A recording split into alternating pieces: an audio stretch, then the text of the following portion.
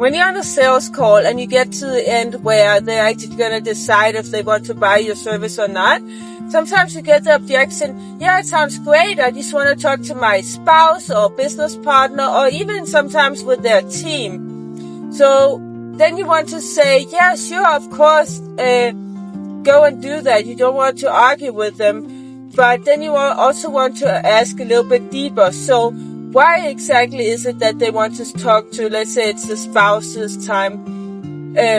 Is it because they want to ask for like permission, or is it more out of respect?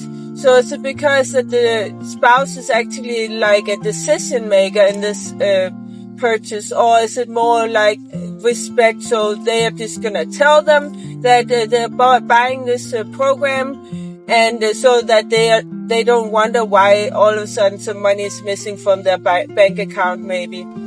And if it is more out of, if it's really that they have to ask for like permission, then you need to set another call and get both of them on the call, because then the spouse is also a decision maker. The same thing if it's like a business partner. And even if it's a team, if the team has a big say in if they're going to buy this program or so, for instance, if the owner wants to buy a program that the team is actually going to take part of or going to implement, then you also will need to get at least a part of the team on the call.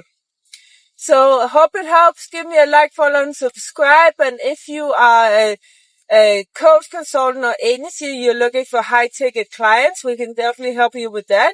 Or if you're looking for a completely automated AI back-end system that can book you calls from your followers and email list, everybody who's in your network, automatic, then book a call also. Give me a like, follow, and subscribe.